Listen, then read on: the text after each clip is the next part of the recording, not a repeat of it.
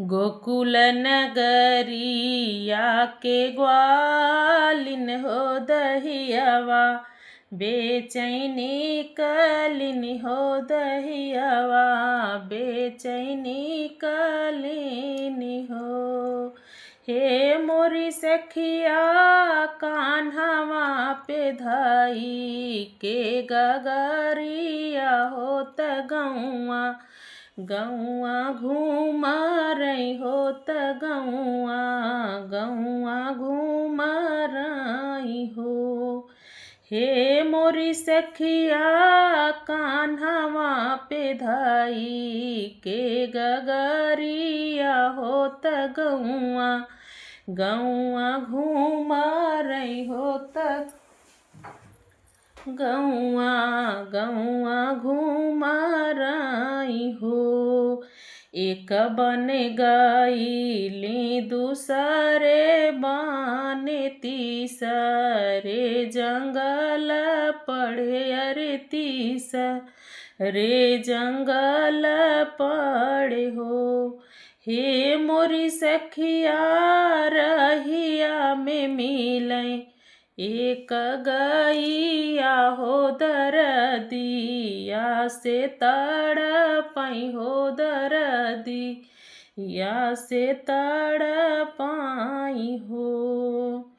अरे होई के बगल ग्वालिन निकाली हो धीरे से, गैया बोलई हो धीरे से, गैया बोलाई हो। हे मोरी बहिनी तनखी हाथा हवा लगावती हो दरदिया, हरि लेती हो दरदिया, हरि लेती हो। इतनी बचन सुनई ग्वालिन हो घुमरी के, बोलिया बोलई हो घुमरी के, बोलिया बोलाई हो। हे मोरी बहिनी होई जई है साझा माँ के जूनिया हो दहियावा, नाही बिकी है हो दहियावा, नाही बिकी है हो। तोही मोरी ग्वालिन बहिनिया हो विपत्ति या के साथी हो, विपत्ति या के साथी न हो। हे मोरी बहिनी हाथ जोरी पैया तोहरे लागियो हो तनिक, रुकी जाती हो तनिक, रुकी जाती हो। तोही मोरी गैया बहिनिया होत जीन, हमके रोका होत जीन, हमई रोका न हो। हे मोरी बहिनी कैसे जाबै घर के नगरिया हो किसैया, हमरे बोली है अरे सैया, हमरे बोली हाई हो। होई गई चीढ़ा नई गोलिनिया होत झाझा की के बोलई, अरे झाझा की के बोलाई हो।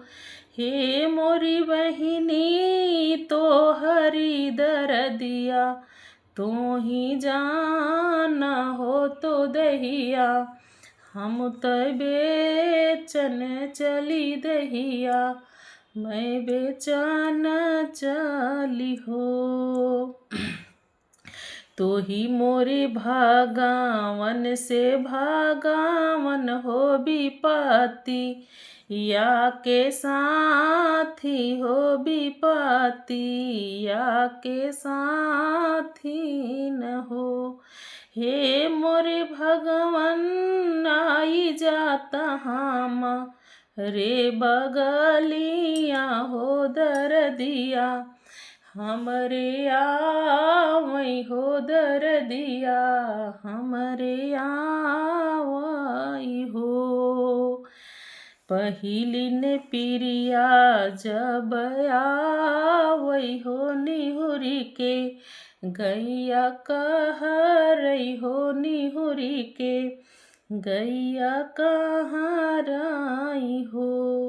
हे मोरी बहिनी दूसरी न पिरिया जब आवई हो तब छड़ू जना माली है अरे छड़ू जना माली है हो।